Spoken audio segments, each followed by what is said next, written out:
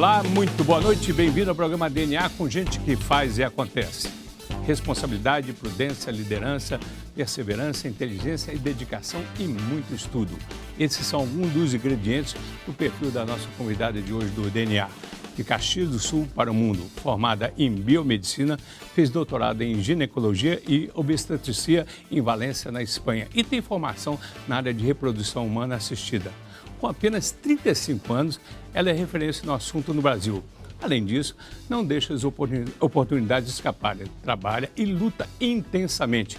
É simples, conectada, cativante e vive na ponte aérea.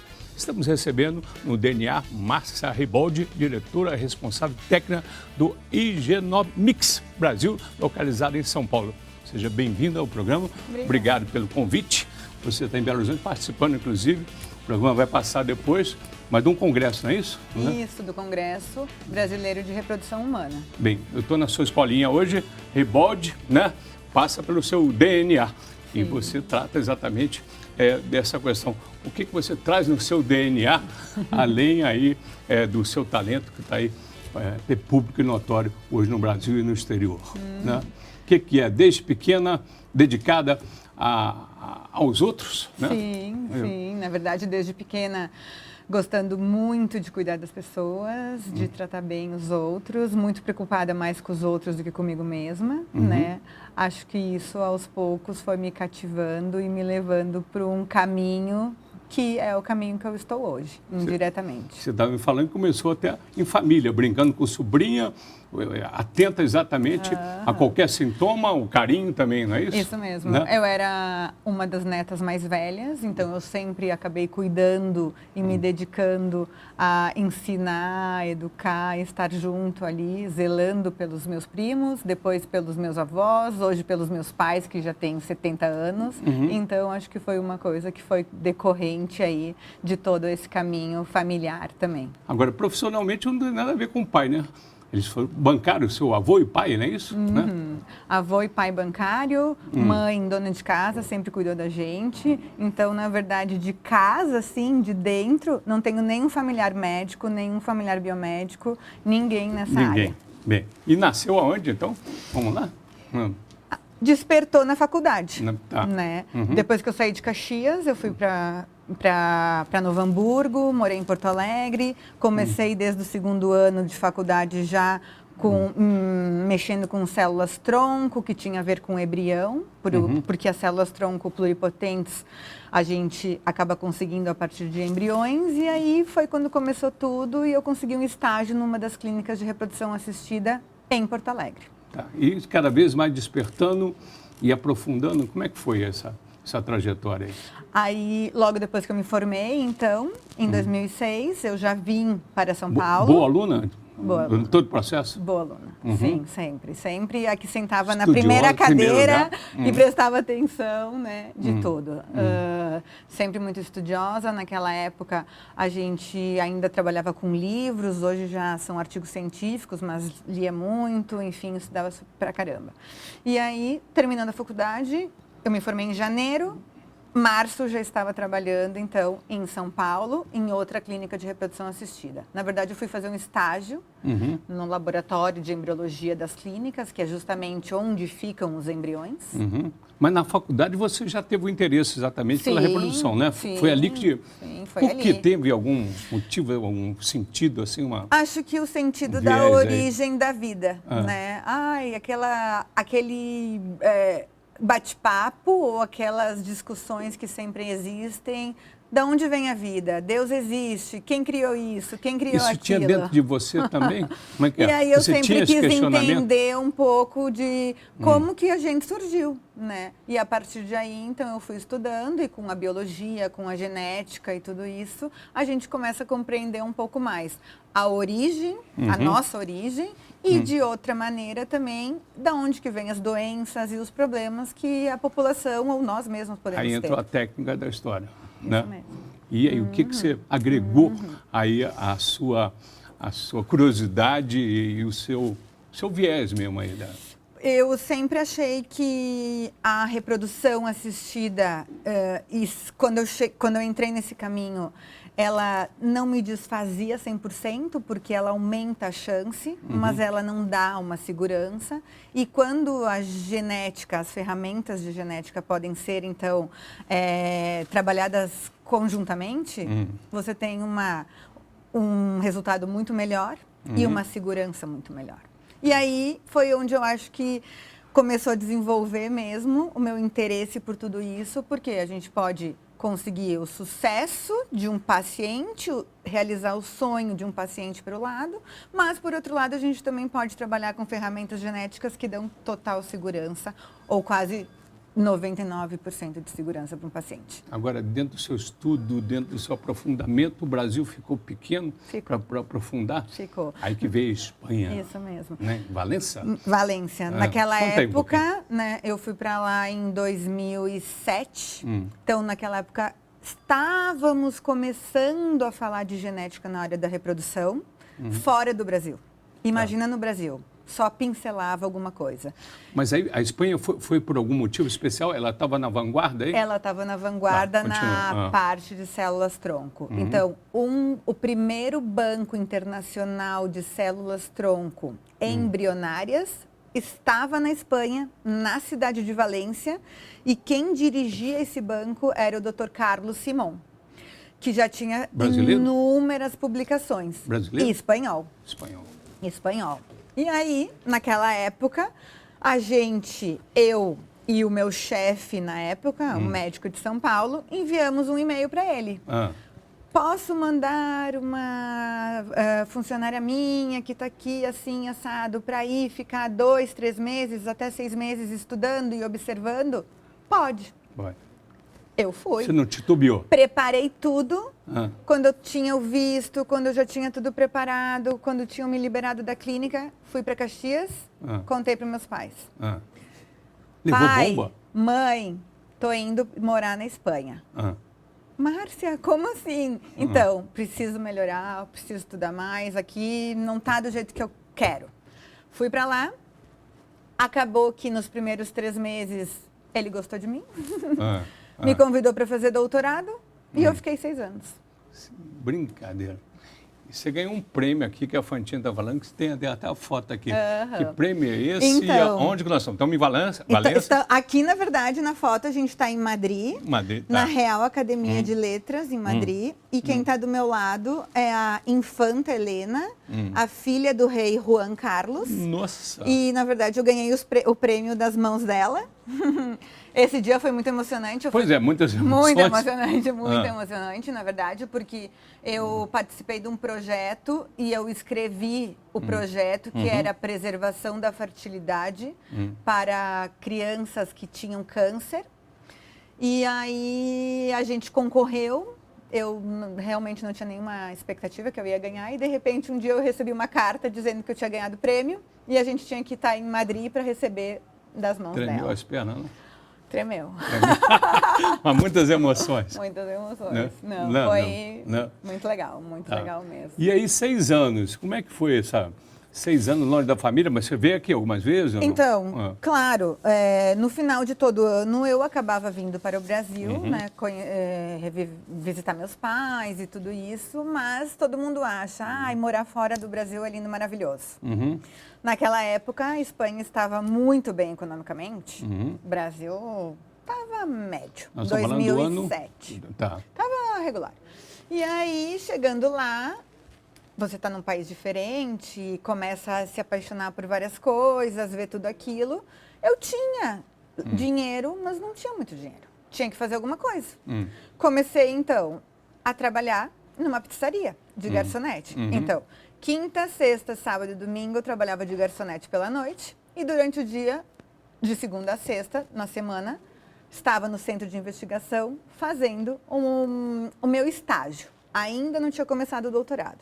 E aí, 1 ano depois, então, eu consegui uma bolsa de estudos, parei de trabalhar. Nós estamos falando aqui, desculpa, com quantos anos você estava nessa época? Então, 22, 23. Uma menina. 22, 23. Brincadeira. Mas aí continua. Aí, enfim, trabalhei, consegui depois a bolsa. E aí, desse projeto, eu passei para uma outra série de projetos e acabou que no último ano da Espanha surgiu a empresa, então, Genomics, Aí voltou. lá na Espanha. Ah, foi na Espanha, não foi? Até então, ela não existia, essa empresa. Existia ela onde? surgiu no embrionário? Ela era bem embrionária, porque hoje... No imaginário? No imaginário do meu chefe. Ah, é? Porque o presidente do Banco de Células Tronco, na época, ele sonhava em poder fazer alguns testes, utilizar algumas novas ferramentas genéticas, e naquela época não tinha muita coisa. Então, no meu último ano de doutorado, ele abriu essa empresa, e aí essa empresa começou pouco a pouco a crescer lá em Valência. Tá. Cresceu em Valência, começou a atender todas as cidades na Espanha. E no ano seguinte já estava expandindo um pouquinho, então, para o resto da Europa e abriu uma filial nos Estados Unidos. Foi aí que eu voltei para o Brasil, porque eu acabei meu doutorado. Pois é, aí abriu o laboratório no Brasil também? Calma. Calma. Muita calma nessa hora. Voltei para o Brasil, trabalhei mais um ano como assessora genética e assessora científica para uma clínica de reprodução em São Paulo. E aí um dia eu estava no Chile fazendo outro estágio para outro projeto também de endométrio, receptividade endometrial. Meu Dr. Carlos Simão me ligou. Márcia, vem comigo. Vem de novo comigo e vamos abrir um laboratório em São Paulo? E aí, esse dia, eu tremi. Mas você já estava na Fundação Getúlio Vargas? Você estava ou foi depois? Não. Isso você foi tá, depois. Depois, tá. Foi depois. Mas aí continua, então. E aí, tremi. Respondi para ele, claro que sim. Mas deixa eu pensar, porque eu precisava falar com meus chefes atuais. Desliguei o telefone, respirei. E depois, horas depois, liguei para os meus chefes no mesmo dia, porque eu sabia que o que eu queria era aquilo. Era aquilo. E falei, eles entenderam perfeitamente. Paralelo a isso, você estava fazendo um treinamento também de Já, controle emocional também. Tudo isso. Não. Aí voltei para São Paulo, preparei tudo, onde eu estava trabalhando, bonitinho para entregar para outra pessoa, e voltei para Espanha. Fiquei mais 3 meses na Espanha, me preparando. Fui para Miami para aprender a abrir um laboratório, porque até então eu não tinha a mínima ideia de como eu abriria um laboratório, como que eu tinha que receber os pacientes, as amostras e etc. Depois de 6 meses, voltei para o Brasil e abri a Genomics Brasil. Não. Bem, aí 5 anos se passaram. 5 anos. Passou rápido, né? Muito rápido. Não? Voando. E qual o balanço que você faz aí dessa trajetória e Olha, exatamente desse carimbo aí que é significante e digno de orgulho aí? Claro, porque para mim não hoje... só para você, mas para o Brasil também, com certeza. né? Para mim, hoje, a Genomics é como uma filha minha, óbvio, porque ela era um óvulo e um espermatozoide, ela virou um embrião e hoje ela já vai fazer 5 anos, né? E a gente começou com 1, 2, 3 pessoas, hoje tem 30 pessoas trabalhando. Eu comecei fazendo um diagnóstico e hoje eu sou a diretora-geral da Genomics, então, assim, nada aconteceu por acaso. As portas se abriram, mas eu tive que lutar e trabalhar muito. Estudou muito. Estudei muito, né? Trabalhei muito, me dediquei muito. Foram horas, dias, semanas, não tive férias, não tive vida. E hoje eu vejo o resultado. Então, acho que isso também é... A mensagem que tem que passar é que as oportunidades existem. E se elas são agarradas com todas as forças, com certeza... O cavalo passa, né? Se não montar... Né? A gente consegue. O que leva as mulheres mais a procurar vocês dentro dessa área? Então, hoje, a vida das mulheres está se transformando. Todo mundo pensa, como eu, em uma carreira, em trabalhar, em construir uma família, enfim, ter uma situação econômica melhor e ter filhos. Só que os filhos, como você acabou de ver, eu deixei para o final. E todo mundo está deixando para o final. Mas o que acontece? Mas por quê? Por causa do ritmo da vida. Por causa do ritmo da vida, Tá. é óbvio. Eu tive que fazer tudo isso. Olha o caminho que eu Porque antes era percorri. muito mais cedo, não é isso? Claro. A mulher se engravidava... No tempo da minha mãe, 20 E e daí, poucos anos... desculpe a palavra, a demanda é muito maior. Então, A demanda é muito maior. Muito maior. Né? Qual é a faixa, mais ou menos, aí? Hoje, a média de pacientes que a gente recebe é 38 anos. E aí é mais delicado exatamente ter o filho e daí a busca por vocês, é isso? Muito mais delicado. Por quê? Porque nós, mulheres, nascemos com os nossos óvulos. Uhum. Hoje, os meus óvulos, que são, né, os folículos onde estão meus óvulos guardadinhos, têm 35 anos como eu. Uhum. Mas 35 anos É delicado? já começa a ficar ali em cima do muro. É preocupante. Já começa opa, tenho que me preocupar. Ó, esse ano que vem, se eu não engravidar... Tem um preventivo Tem. para tal? O que seria esse preventivo? Congelar óvulos. Congelar o óvulo. Congelar óvulos, Né? que foi o que eu fiz. A partir de que idade? 30 anos é a idade ideal. Tá. Por quê? A gente está na flor da nossa fertilidade. Mas isso é uma cultura europeia? Você acha que a brasileira já tem essa lucidez, essa consciência? Ou não? Não. Falta informação? Falta informação para as brasileiras e para o resto da população a nível mundial. Hoje, quem tem essa informação são pessoas com um QI ou uma situação econômica mais alta. Avançando. Não chega para todo Eu mundo. conversando com a nossa diretora Fantina, ela me dizia que talvez Minas seja um dos estados que as mulheres mais procuram. É verdade isso? Sim, existe isso?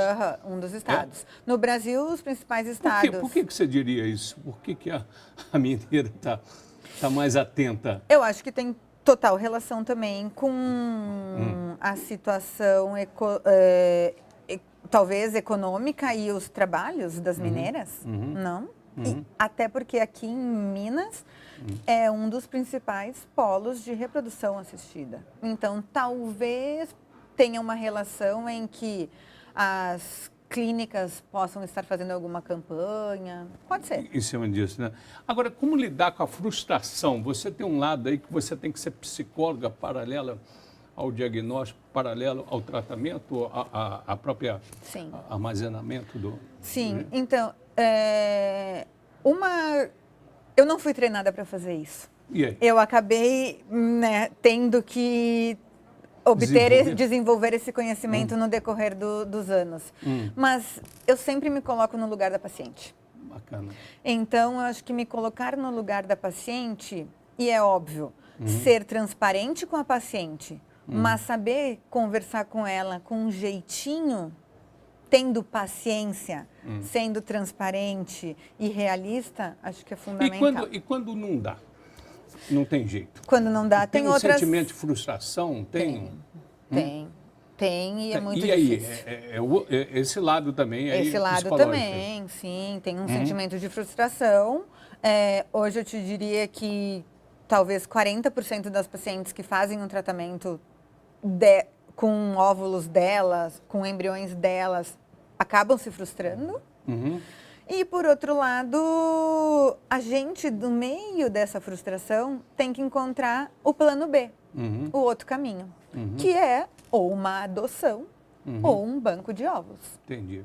Mas tem mulheres hoje até com 65 anos de idade, Sim. com possibilidade? Tem? Sem nenhum risco? Como é que é? Dá uma Então, leitura. não é bem assim. A possibilidade existe, porque mesmo a paciente estando em menopausa, a gente pode criar com medicação, com hormônios, ela voltar a ter um endométrio que vai ser receptivo, ela voltar a ter um útero, um ambiente uterino receptivo para receber um embrião, apropriado para receber um embrião. Isso é possível hoje com medicação, com hormônios. Então é como se a gente voltasse a fazer aquela paciente que já entrou na menopausa a menstruar novamente. Ela retorna a ter um útero jovem, mais ou menos assim.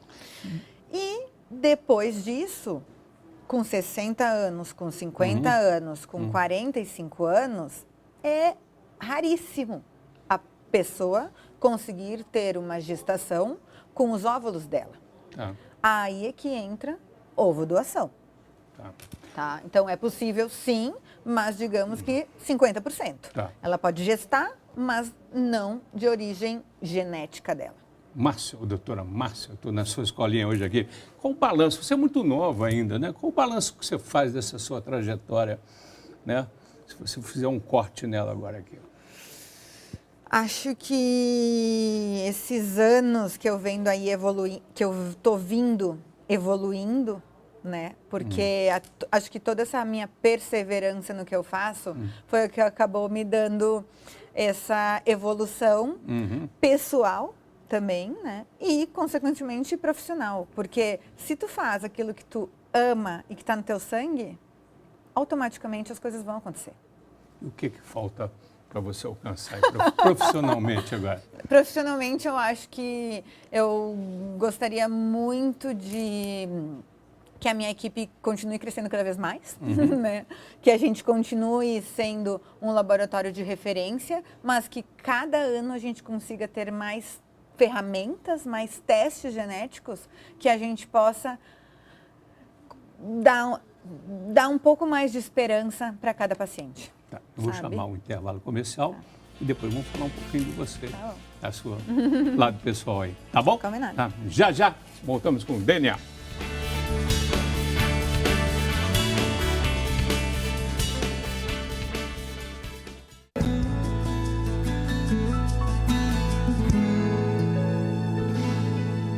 Volta com o programa DNA, com gente que faz e acontece. Hoje eu estou aqui na escolinha da doutora Márcia Riboldi, que está me dando uma aula de genética aqui, e do DNA.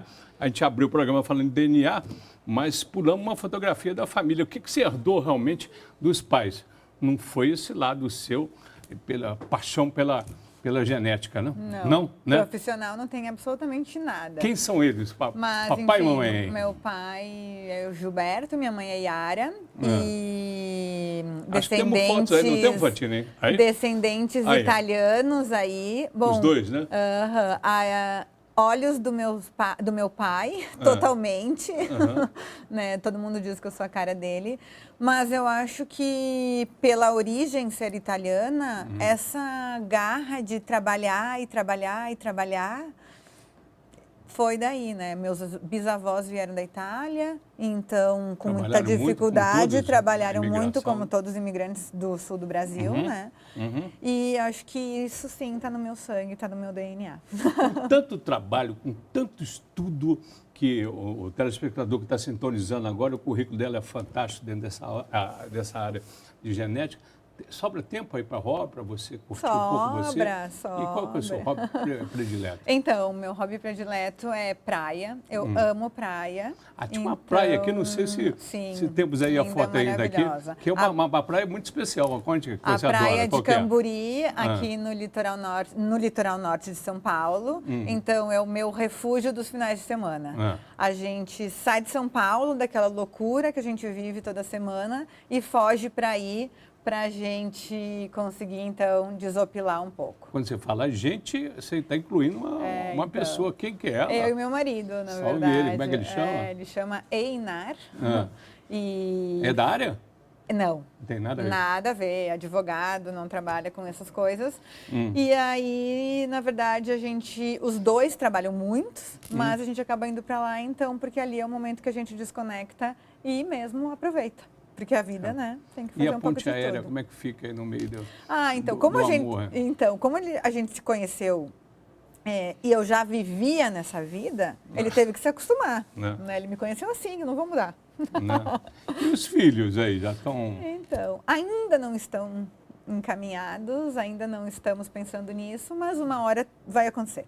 Naturalmente vai acontecer. Então, vamos aqui no ping-pong aqui. Qualidades da doutora?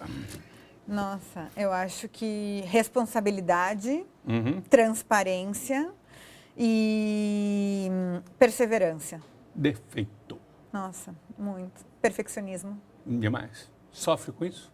Sofro. Sofre com isso? Muito. O que te tira o sono? Um problema no laboratório me tira muito o sono. Entendi. Qualquer coisa relacionada ao trabalho me tira o sono, infelizmente. Saudade? Saudades dos meus avós. Dos avós. Muitas. Lembra perfeitamente? Perfeitamente. Marcado? Muito. Carimbado? Tá. Tem medo? Tenho medo de doença. Tenho medo de um câncer no futuro. Tenho medo, sim. Que é uma doença muito triste. Como é que você lida com isso aqui? enfim, não pensa, né? Alquimia. Não pensa. Alquimia. Não pensa. E religião, tem? Então, na verdade, eu sou católica por origem, né? Meus pais são católicos, enfim, eu fui batizada e tudo isso, mas eu não sou praticante. Tá. Eu sou cientista. Uhum. É difícil ter uma religião conectada, mas eu acredito em algo que está me dando uma energia e me dando tudo isso que eu faço hoje em dia. Tá. E a timidez aí também tem, Então, tem uma fórmula transcendental? Tem a timidez a vidibula teve reza que o quê? ser resolvida. A timidez sempre existiu. Até eu entrar... Está aqui no currículo, a timidez, até não eu foi abrir... Não, mas é verdade. Até eu abrir a Genomics, eu sempre fui muito, muito tímida. Mas no momento que eu abri uma empresa, eu tinha que estar de cara a cara com médicos, pacientes, a timidez teve que ser deixada de lado, porque senão nada ia dar certo, né? Tá. E aí? E aí o sonho? E os sonhos? Que sonho que falta aí? O sonho que falta? Nossa, que pergunta difícil, hein? Pretende realizar aí, como é que é? Eu acho que talvez um sonho que eu preciso buscar, na verdade, porque vai ser difícil de alcançar, é ter uma pessoa que possa me substituir 100% um dia, quem sabe. Que recado você daria para as mães que estão nos vendo agora, ouvindo aqui? Que passam com essa história, que sonham também em ter um filho. Então, acho que o principal recado é, primeiro, muitas e muitas mulheres não pensam hoje em ser mãe. Mas eu acompanho de perto uma série delas, milhões delas por ano. E eu vejo que quando os 38, 40 anos batem na porta, essa vontade floresce de uma maneira impressionante. Então, assim, se não tem vontade agora, procura uma maneira de preservar, como se fosse um plano de saúde, para isso ser possível depois. Mas se esse sonho, se essa ideia já está dando uma coçadinha, vai em frente. Vai em frente. Realiza. Porque hoje existem inúmeras técnicas que a gente pode associar aos tratamentos de reprodução assistida para conseguir o sucesso. Uma pergunta, assim, eu já vi assim, casais se separando em função exatamente do homem não acompanhar, ou seja, meus órgãos estão envelhecendo, se você não vier comigo, não for agora, acabou o relacionamento. Isso é comum? É comum. É comum? É comum. Tá. Tanto que hoje a gente precisa ter uma consciência, e quando eu digo a gente, é todos os médicos, juntamente com os pacientes, que isso é um tratamento em casal. Sim. Ninguém fica grávida sozinha. Bacana, bacana. Vem cá, você está muito nova para pensar em morte, mas um dia a gente tem que pensar mesmo, porque morrer é renascer e vice-versa. Se você morresse, você deixasse um recado, alguém escrevendo no seu jazigo, o que você ia deixar ali? Sugerir? Aí. Nossa, eu acho que... Me pegou. Eu acho que eu iria deixar que a perseverança é fundamental. E os sonhos podem ser realizados quando a gente tem perseverança na nossa vida. Bacana. Para terminar, quem é você no espelho? E para o nosso telespectador. Nossa, eu acho que eu sou uma pessoa muito simples, mas que ama aquilo que faz. Dedica 24 horas por dia quase ao trabalho dela. Mas hoje sim, também dedica tempo para a família, para o marido e tudo mais, porque a vida é um conjunto de coisas. Danada. Parabéns, muito obrigado aqui no nome do Obrigada Grupo a vocês. Bandeirante Minas aí, tudo bom. Viu? Salve aí. Parabéns, Obrigada. parabéns.